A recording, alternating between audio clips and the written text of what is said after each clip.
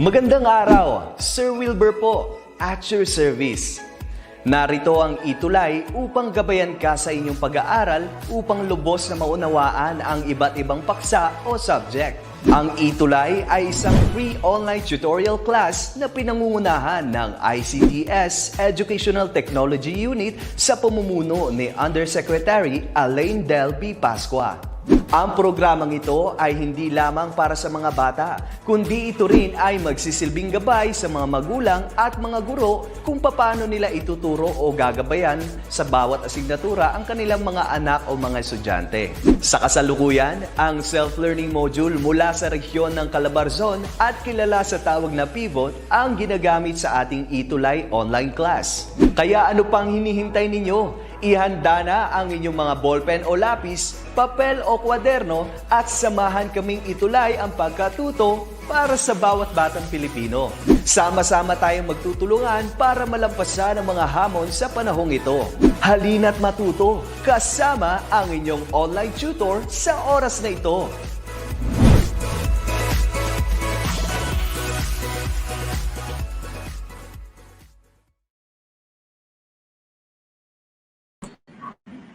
Ayan, magandang hapon po sa ating mga ETUlay subscribers ngayong hapon na ito. Ako po si Tutor Joshua, ang inyong gabay ngayon sa Mathematics 8 sa ikalawang linggo ng quarter 4. So, ang ilan po sa atin sa buong bansa ay kung hindi man po naghahabol ng third quarter lessons or ng third quarter activities pa nila sa school, ay yung iba naman ay nasa fourth quarter na. Huwag kayong mag-alala dahil yung mga topics natin ay lahat available sa DepEd TV YouTube channel. Nandyan din ang ating Edtech unit sa Facebook, pati na rin ang DepEd Tayo at DepEd Philippines sa Facebook and YouTube. Lahat tayo ay makakatulay talaga sa school year 2020-2021. Ayan, bumati po muna tayo. Good afternoon kay Raquel Santiago Saldi, watching daw from Porac National High School, kay 8 Fidelity ata kanyang section. Kay Jamie De Vera Bornolia ng San Gabriel National High School ng Santa Maria, Bulacan, good afternoon. Good afternoon din kay Ma'am Evelyn Ariola Sonico, Dita Glor Bautista. Ayan, good afternoon po sa inyong lahat. Good afternoon din kay Nicole Lorenzo from grade 8 from Ingood, Ramona Integrated School, Angandanan West District. Ayan po. So, nung nakaraang linggo, kasama natin si Tutor Janet na talakayin kung ano-ano yung mga theorems in triangle inequalities. Ngayon linggo, i-apply natin kung ano yung mga naituro ni Tutor Janet. Kasi nga, ang math, hindi lang naman yun yung pagko-compute, hindi lang ito tungkol sa numero, no? Ina-apply natin ito sa mga sitwasyon na kakailanganin ng mga konsepto ng matematika. So at the end of this lesson, yun nga, i-apply natin yung ilang theorems ng triangle inequality na tinatawag sa paghahanap or finding the appropriate measures in a triangle, kasi hindi naman tayo basta-basta makakabuo ng triangle ng huhulaan lang natin kung ano yung sukat ng mga bawat gilid or ng mga anggulo na yun.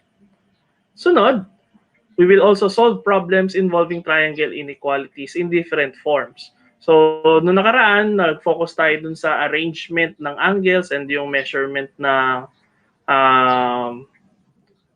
ng mga parts ng triangle. Ngayon naman, i-apply natin to in a word problem or yung situational natin.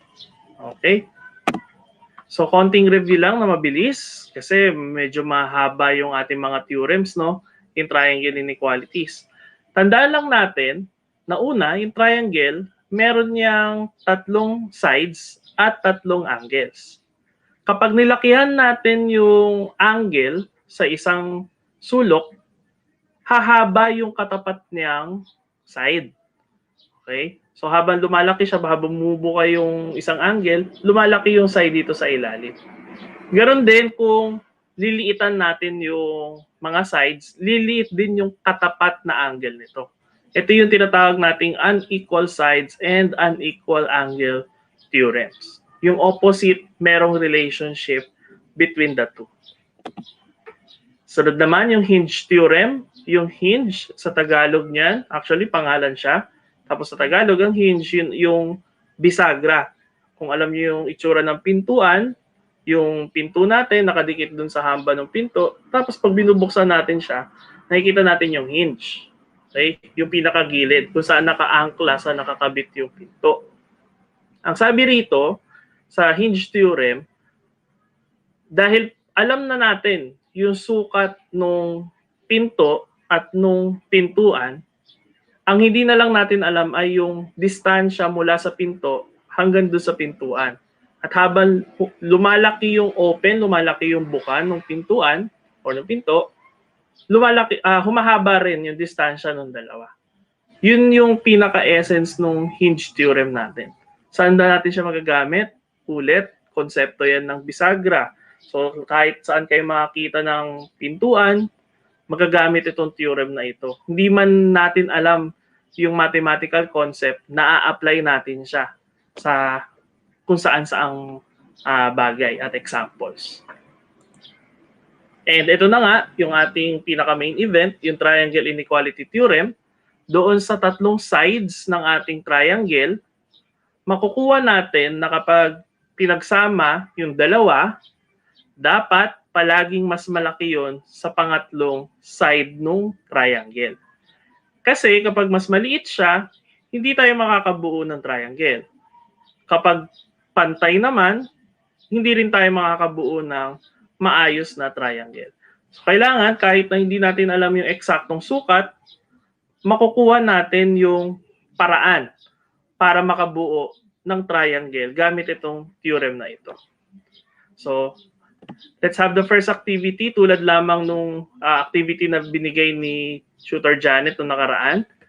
Tatanungin lang tayo kung posible ba na makabuo ng triangle given the following lengths. So tandaan, no, kailangan ng tatlong sides para makabuo ng triangle. Pero, tandaan, hindi lang basta-basta tatlong sides. Yung tatlong sides na yon, dapat yung sukat nila magkakaugnay. Okay? So, i-add natin yung dalawa, dapat mas malaki yun dun sa pangatlo. Okay? So, try natin. So, solution. So, check muna natin yung unang dalawang binigay. You have 2 plus 3. Ayan. You have 2 plus 3. Is that greater than 4? So, by triangle inequality theorem kasi, no, kailangan nga dapat greater siya doon sa third side. So, 2 plus 3 is 5. Tama ba na 5 is greater than 4? That is correct. Okay? So, we need to check everything para makuha natin na tama siya sa lahat ng combination. Kasi mamaya, tama siya sa una, dun sa pangalawa, hindi. Pero meron technique. You could arrange, aayusin natin yung measurement ng sides starting from the smallest, the middle one, and then the longest. Para mas makita natin at mas madali natin mapagkumpara. Kasi may pattern tayo mabubuo kapag nakita na natin ito. So, meron tayong 2 plus 3. Next naman, pili kayo ng dalawang sides or dalawang measurement. Let's say 2 plus 4. Is 2 plus 4 greater than 3? Let's check. 2 plus 4 is 6. And definitely, yan ay totoo. Yung 6 ay mas malaki sa 3. So, meron tayong dalawang pares na napagkumpara. Siguraduhin na natin na yung pangatlo, tama din. Okay? So, 3 plus 4, yung natirang dalawang sides na pagkukumparahan, mas malaki ba yung sa 2? Yes. So, 7 is greater than 2. So, makakabuo tayo ng triangle. Therefore, we can form a triangle. Hindi man natin alam yung sukat ng anggulo sa bawat sulok, alam natin na legal makabuo ng triangle gamit ang 2 feet, 3 feet, and 4 feet.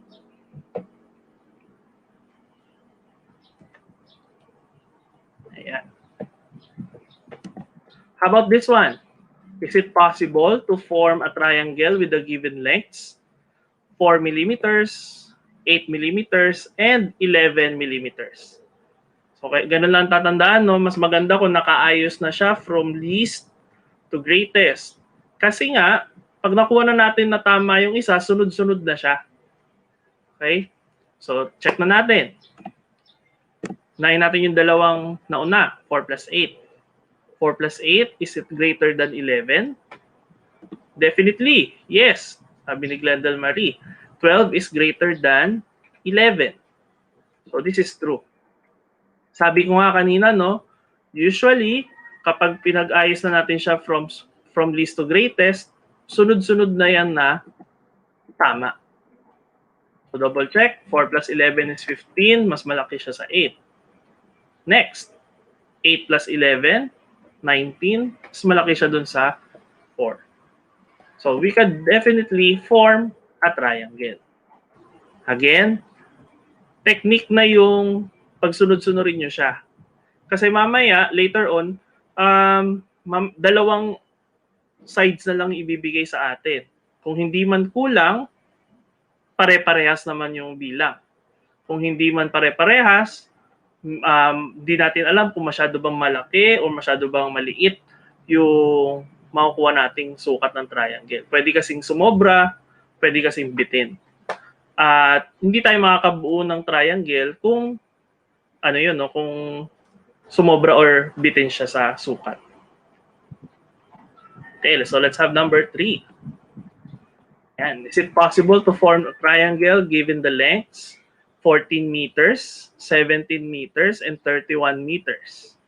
And 14, 17, and 31 meters. So, saan ba natin yan ginagamit usually? Sa paggawa ng bakod, paggawa ng pagputol ng tela. Minsan kailangan natin bumuo ng triangular na sukat doon sa ating ginugupit or ginagawa. So, let's try, no? So, solution. Check muna natin kung yung unang dalawa, pag pinag-add, greater than the third side. So, 14 plus 17 is greater than 31. Yan dapat yung mangyari, greater than 31. Next, 31 is greater than 31. Alam natin by the law of trichotomy, tatlo lang yung pwedeng mangyari. Greater than, less than, o equal. Eh, alam nating equal ito. So, definitely, hindi ito pwede. Tama si Glendale Marino. No daw ang sagot. So, we cannot form a triangle given these measurements. Bakit kaya sa tingin nyo? Papansin nyo, no? 14 plus 17, sakto siya dun sa pangatlong side. So, kung i-drawing natin siya, well, hindi tayo makakabuo ng triangle. Tapos, mukha lang siyang linya. Okay? Linya lang siya or segment na 31 meters. Tapos, pinagdugtong lang or pinagpatong yung 14 tsaka 17 meters. So, mag-overlap yung mga, kung yan ay kawayan, no, mag-overlap lang yung mga kawayan. Hindi tayo makakabuo ng triangle. Kasi nga, sakto. So, hindi siya pwedeng sumakto. Kailangan sobra siya dun sa pangatlong side. Okay? About this one. Is it possible kung meron tayong 4 yards, 9 yards, and 20 yards? So, ganun lang ulit ang gagawin. Let's compare. Dahil nakaayos na siya from least to greatest, madali na ito. Solution is 5 plus 9 greater than 20. Let's check. 14 is greater than 20. Alam natin na mali ito. So, hindi ito pwede. So, definitely, we cannot form a triangle. Ito yung sinasabi ko kanina na bawal sumakto, bawal din ang bitin. Kasi parang open yung ating, kung bakod yan, open yung babakuran nyo. Hindi pwedeng, kailangan pag triangle, the end points are connecting. Magkakadikit yung mga sulok at yung mga dulo ng triangle. Okay? So we cannot form a triangle. Then, we also have triangles that have equal measurement ng sides. So dito meron tayong 7 centimeters, 7 centimeters, and 10 centimeters. So definitely, meron tayong, kumbaga, pantay. Okay, kapag pantay yon, yung dalawang gilid, it is an isosceles triangle. Okay, pero dapat, kailangan i-check nyo pa rin kung sasakto siya dun sa third side. Okay? So 7 plus 7 is greater than 10. So, i-add lang natin. That is 14 greater than 10. That is correct. Okay? Pero hindi sapat na titigil tayo sa first trial pa lamang. We should check the other pairs of sides. So, dahil meron na tayong 7, 7, try na natin yung 7, 10. 7 plus 10, is that greater than 7? So, that is correct. Ngayon, meron pa ba tayong i-inspect na pangatlo? Take note, no, umulit yung 7. So, hindi na natin siya gagawin ulit. Kasi uulit lang naman tayo ng 7 plus 10 is greater than 7. So, in this case, ito yung case na hindi natin kukunin yung tatlo. Sapat na yung dalawa kasi nga umulit lang naman yung measurement ng isosceles triangle.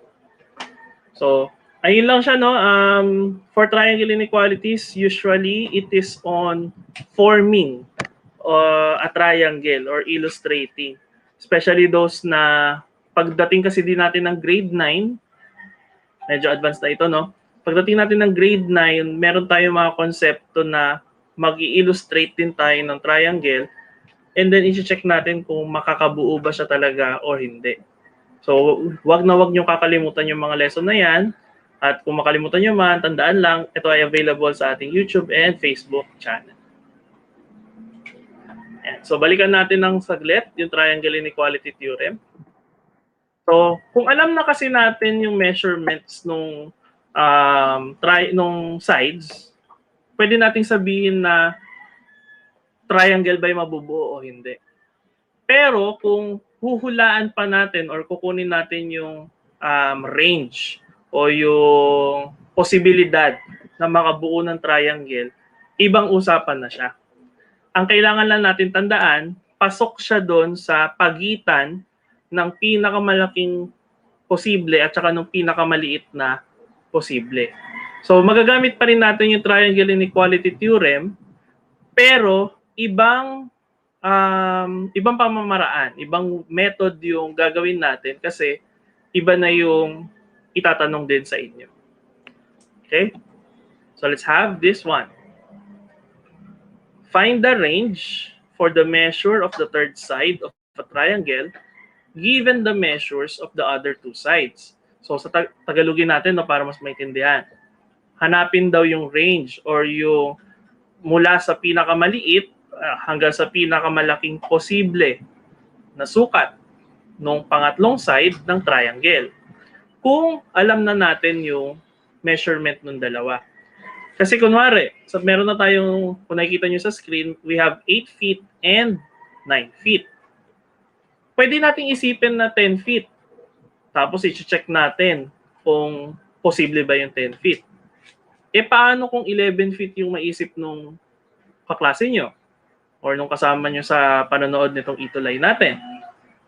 So marami kasing posible na sukat mula sa pinakamaliit hanggang sa pinakamalaki at aalamin natin ano yung mga limits or boundaries or yung range na tinatawag natin sa ganitong klase ng question. So when you say range, again, no, it's a interval. Okay? Ito ay grupo ng mga numbers mula ng pagkakaayos-ayos.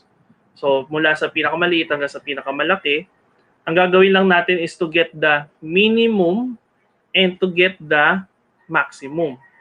So, balikan natin yung illustration kanina. Dapat yung pangatlong side ay mas malaki doon sa sum nung ating dalawang side. So, magagamit natin definitely yung sum. Kasi nga, dapat mas malaki siya doon. So, kung magagamit natin yung sum, para doon sa maximum, kabaliktaran, makukuha natin yung minimum by subtraction. So, doon natin makukuha yung range by addition and subtraction. So, dahil hindi natin alam yung sukat nung side na iyon, we use x. Tapos, gagamit tayo ng inequality symbol na less than. Ibig sabihin, nasa pagitan siya nung pinakamaliit na numero at nung pinakamalaking numero. Mamaya ituturo ko yung tamang pagbasa niyang mga simbolo na yan. So, alam natin na pinakamataas, o pinakamababa muna, yung pinakamababa makukuha natin by subtraction. So, hindi naman pwedeng 8 minus 9 kasi negative yung magiging sagot doon.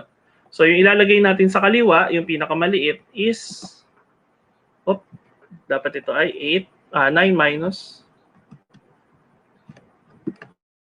saglit.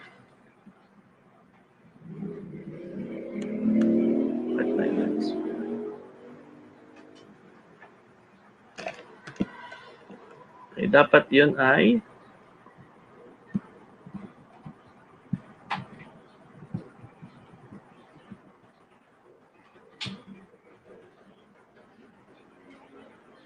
number 2 yung 8 and 9 pala.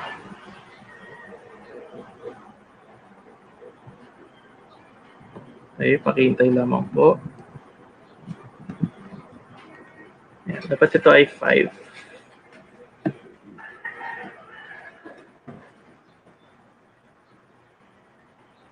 Ayan. So, dapat pala yun ay 5 feet and 9 feet. So, kukunin natin yung range na galing sa pinakamaliit. Again, we use subtraction to get the least or the boundary on the minimum. And then, para makuha yung boundary for the maximum, we add. So, it's just a simple subtraction and addition. 9 minus 5 ay 4. 9 plus 5 ay 14.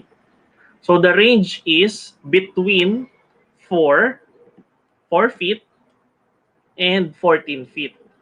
Okay, ulit, ang tamang pagbasa is the range of the measure or the range of the length is between 4 feet and 14 feet. Tandaan, pag sabing between, hindi kasama yung boundaries. So, hindi pwede na 4 feet yung sukat nung side. Kasi nga, pag sumakto siya sa 4 feet, bitin or hindi line yung mabubuo natin, hindi tayo makakabuo ng triangle. Ganon din kung 14 feet yung maximum. Magiging isang diretsong linya lang yan para hindi tayo makakabuo ng triangle. So take note, it's just the range. Technically, hindi sila yung minimum and yung maximum. Kinukuha lang natin yung pinaka-boundary nung ating measurement.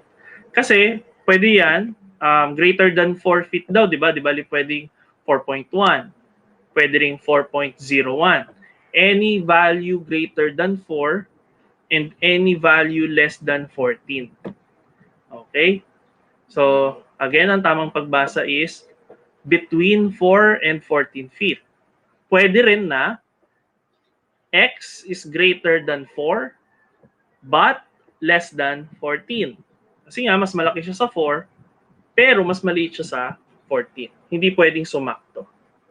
Ayan. So, I hope we clear misconceptions when we say between. Kasi sa ibang applications, when you say between, sinasama nila yung boundaries, which should not be. Okay, about this one, 12 inches and 15 inches. Find the range of the third side or the measure of the third side. Solution, again, we do not know the length. We use x. Then, as notation lang, lalagay natin yung dalawang less than. Sa kaliwa, we get the lower boundary by subtraction. And then, the upper boundary by addition. So, what will be the boundaries? We just have 15 minus 12 is 3, and then 15 plus 12 is 27. So the range is between 3 inches and 27 inches. Ayan, tama si Glender. 3 inches to 27 inches. Okay. Yung pagkakasulat ng ganyan na 3-27, medyo ano pa siya, no, medyo baka magkaroon tayo ng problem when writing the solution as 3-27. Kasi when you say like that, baka isipin na included yung 3 and 27. So, best way to give the range is using inequality symbols. Kasi nga, triangle inequality naman din yung pinag-uusapan natin. Never sila dapat mag-touch ng 3 inches or 27 inches. Ayan. Common na lang siya, misconception. Ayan. So, paano ngayon kung parehas yung measurement ng side? So, we have here an isosceles triangle na mabubuo. So, ganun pa din. We get the difference and we get the sum. Nandun yung range nila. So, the difference kapag syempre, pag it's the same measurement, it's 0. Okay? And then, you add, you get 12. So, ito yung reason kung bakit hindi pwedeng kasama yung minimum at hindi rin pwedeng kasama yung maximum. Kasi, especially for isosceles triangles, yung mabubuo nating lower boundary is 0. Eh, wala naman tayong side na measuring 0 meters or 0 units. So we definitely cannot include that number. Okay, so madali lang naman siya kasi nga it's just addition and subtraction. Kapag kailangan nyo na ng kapag ang given ay linear expressions or polynomials na, syempre you need to apply the properties ng algebra, which is addition property, subtraction, multiplication, and division. But take note, inequalities yung pinag-uusapan natin. Merong rules na hindi pwedeng basta-basta gawin for inequalities, especially division tsaka multiplication. Kasi pwede magpalit yung mga signs nila. Okay? So, let's go to the latter part of the activity. Paano naman kung ang hinahanap is maximum integer length? So, ito na hinahanap na yung maximum. Kanina boundaries lang yung kinukuha natin. So, when you say maximum, again, we just add. So, it's the value is less than 9 plus 8. So, 9 plus 8 is just 17. Ngayon, dahil hindi siya pwedeng 17, what is the next best thing? Ano yung integer na mas mababa sa 17 pero hindi lalagpas? So, na integer So, the answer is 16 feet. Kung ang tanong is maximum maximum length, okay, hindi natin yun basta-basta masasagot kasi yung 16.999999 is an acceptable answer. So, usually sa contest or sa libro, ang tinatanong is the maximum integer length. Yung pinakamalaking integer na pasok dun sa sukat ng triangle natin. So, magma-minus 1 lang tayo pagka-add natin ng lengths nila. Okay? Pag minimum, ganoon din. We subtract. Okay? The measurement should be greater than 1. And what integer is greater than 1? So, definitely, it's just 2 feet. Okay? So do not forget your units, no, especially when it is asked. Or pag yung given natin may units, definitely yung sagot natin dapat may units. So those are the those are the different problems that you could encounter in triangle inequalities. Maliban pa doon sa pagdo-drawing ng inyong triangles on your own. Okay? So as a meron pa pala. Paano kapag isosceles triangle? It's just the same. Minimum yung hinahanap. So, we subtract. This should be 0. pero the minimum integer length is 1. Okay, palitan lang natin saglit.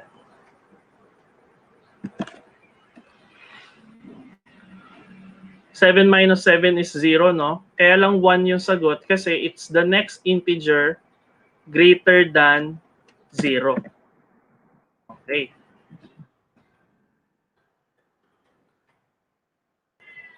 Ayan.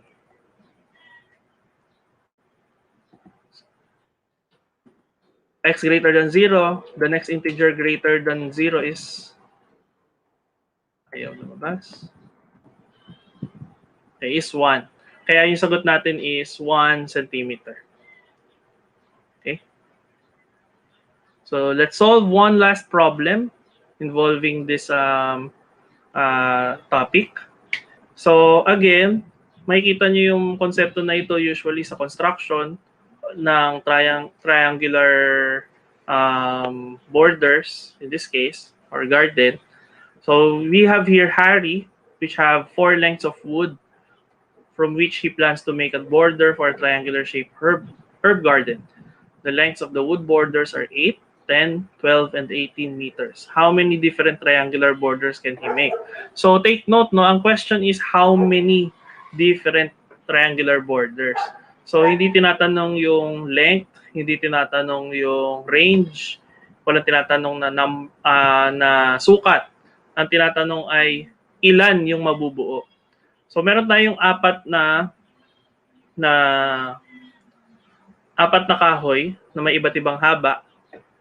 Tapos kailangan natin syempre ng 3 na kahoy para makabuo ng triangle. Ang tanong, ano yung mga 3 na yon? So how do you check?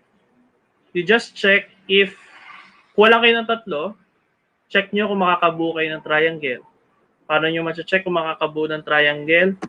You should know that the sum of the 2 sides must be greater than the third side. Yung sagot kapag pinag-add yung dalawa, mas malaki dun sa pangatlong side. For the combination of 8 meters, 10 meters, and 12 meters, that's definitely true. Okay? So, ganyan lang yung gagawin natin. So, meron tayong isang set. So, ilan bang set yung magagawa natin? So, we have actually 4 times 3 divided by 2. So parang ganun yung dami ng magagawa nating set. Kasi nga, uulit at uulit lang naman yung mga kahoy na gagamitin natin. Okay? Hindi pala divided by 2, divided by 6. Okay? Let's have 8, 10, and 18. Alam natin na pag pinag-add yung 8 and 10 is 18. So definitely, we cannot make a triangle using those measurements. So, yung pangalawang set natin, hindi pwede. Kasi nga, hindi tayo makakabuo ng triangle. So, what's the other set? Meron tayong 8, 10, 12. Meron tayong, hindi pwede itong 8, 10, 18. So, let's try 10, 12, 18. Okay? So, we could check. 10 plus 12 is 22, greater than 18. That's correct. 10 plus 18 is 28, greater than the third side, 12. That's correct. And then the last pair, 12 plus 18 is greater than 10. Okay, so i-check nyo lang lahat. Kaya kahit na yung isa ay tumama na, be sure na lahat siya tatama for everything. Bakit hindi tayo pala pwedeng dumoble? Kasi hindi naman indicated yung measurement na may doble. So we take it for we take into consideration yung binigay na bilang ng kahoy at yung sukat din nila syempre. So do we have other sets of triangles? We have 8, 12, and 18. Okay, 8, 12, and 18 could also make a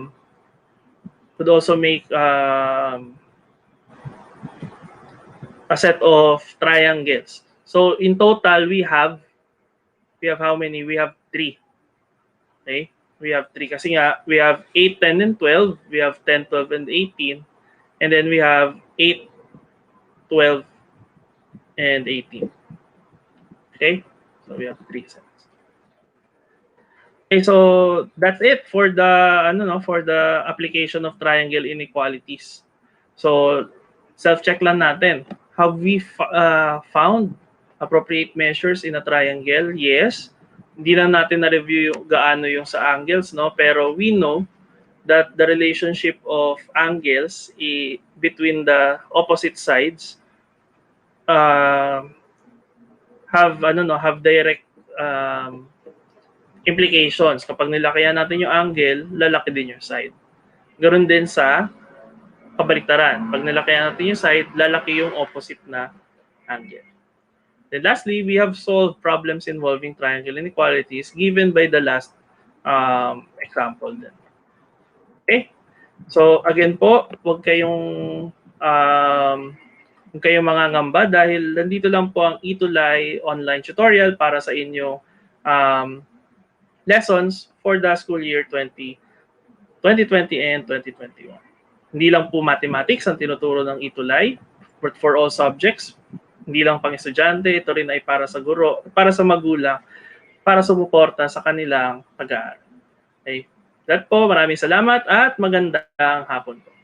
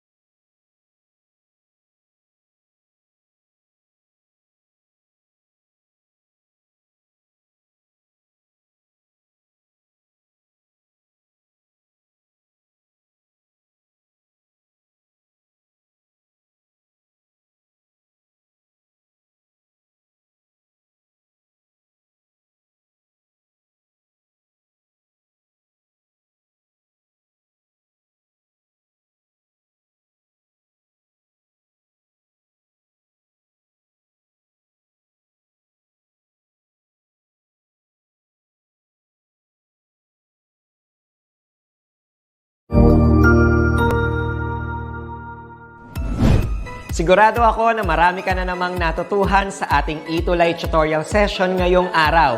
Tandaan, ito ay hindi lamang para sa ating mga mag-aaral, kundi pati rin sa ating mga minamahal na guro at mga magulang na kaagapay natin para maituloy ang pagkatuto sa kabila ng nararanasang pandemya. Patuloy ding sumubaybay sa DepEd TV para sa mga araling ginawang video episodes. Mapapanood ito mula Lunes hanggang Sabado, alas 7 ng umaga hanggang alas 7 ng gabi sa inyong mga telebisyon. Abangan sa Lunes mula 1:00 ng tanghali ang iba pang aralin sa ating ETUlay free online tutorial session sa Science. I-like and subscribe at manatiling nakasubaybay sa ating ETUlay tutorial session sa DepEd Edtech Unit FB page at Educational Technology Unit channel sa YouTube at sa DepEd Tayo at DepEd Philippines social media accounts. Paalam!